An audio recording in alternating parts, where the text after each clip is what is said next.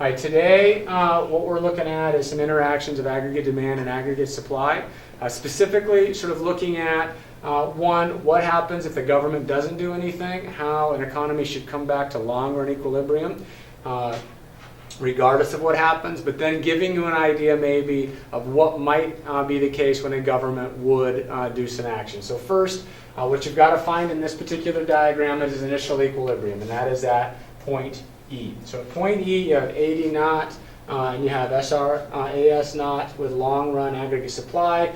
This means we're at long-run aggregate supply, so this is your output at Y1, and your price level is there. Okay? And we say that it's at full employment because you're operating on your long-run aggregate supply curve. It's just like operating at your production possibility frontier. You're utilizing your resources correctly, but you're having some unemployment. It's okay in this type of an economy with frictional and structural unemployment. What this is looking at is what happens, okay, if there is an increase in aggregate demand. Okay? There's demand pull inflation. So right here, okay, we have a new equilibrium point. Okay? New equilibrium point there is labeled F, new price level.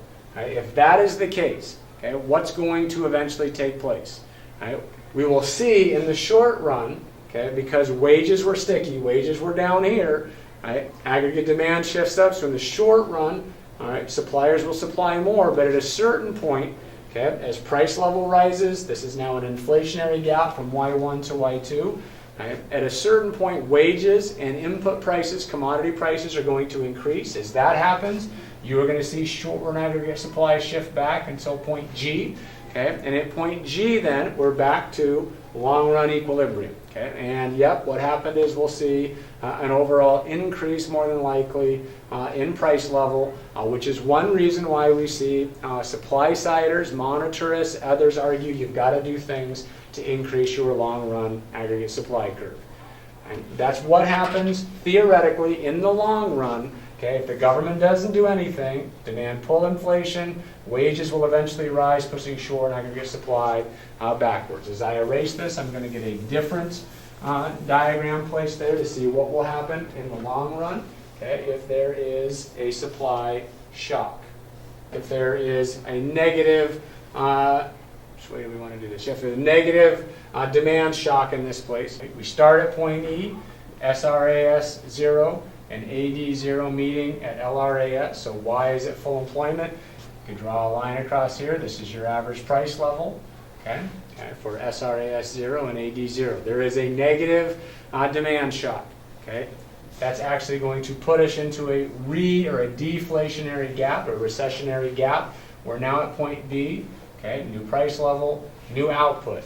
Okay, what should eventually take place, okay, before wages sort of are flexible, wages are sticky. Okay, that means in the short run we're producing less. This is your recessionary gap, but at a certain point wages and input prices are going to fall. Right, as they fall, right, that will push short run aggregate supply out to the right. Okay, and we'll end up back at point C, which is again full employment, long run equilibrium. The key is how long does this take? This could take quite a long time. You talk about the Great Depression, 1929, really not till 1941, till aggregate demand actually pushed back out. We got stuck over here.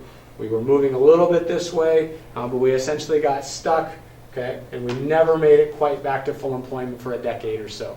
Right, and so that is one of the central key debates, is how long does it take, right, for an aggregate demand, aggregate supply in the economy to meet at full employment at long-run equilibrium. It will eventually, but how long do you want to wait? Right, and that's the source of what our next diagram that we're going to look at. I'm going to show two different things with it. Right, one is, especially when you see a cost push inflation, the troubles with that, okay, and then maybe what a government could do. Right, so when we look here, okay, we find your AD and your initial short-run aggregate supply meeting there. Okay, right, and so you've got a price level that is right here. If there is some form of a negative supply shock causing cost push inflation, okay, moving SRAS naught to SRAS 1. This is our new short-run equilibrium. New price level, new output. Okay, we're in a recessionary gap again. Right, now this is stagflation because the economy is either stagnant or losing ground. Unemployment's going up, and you might even see price levels going up. Eventually, because we are in a recessionary gap and there's going to be downward pressure placed on wages because of this recessionary gap, you will eventually see short run aggregate supply pushed back to short run aggregate supply 0. That's eventually, that's theoretically. Right? The trouble is that may take a long time for that to happen. Right? Economies don't like to be stagnant with high unemployment and no growth or negative growth. Right? And so a government could use fiscal or monetary policy. More specifically, they'd probably talk about fiscal policy. And what they would attempt to do, through fiscal policy, utilizing the spending or the tax multiplier, is increase aggregate demand. If aggregate demand, remember, is C plus I plus G plus X minus M, there's some control in fiscal and monetary policy on all those three things. Right? If we just look at fiscal policy, tax and spend, if you decrease taxes, you might see some increased consumption. Or you might just see an increase in spending, which would be an increase in G. Government spending pushing aggregate demand there to our new equilibrium point up here. And yes, price levels might rise, but I guess the trade-off would be you'd be back at full employment. Monetary policy or interest rates in the money supply.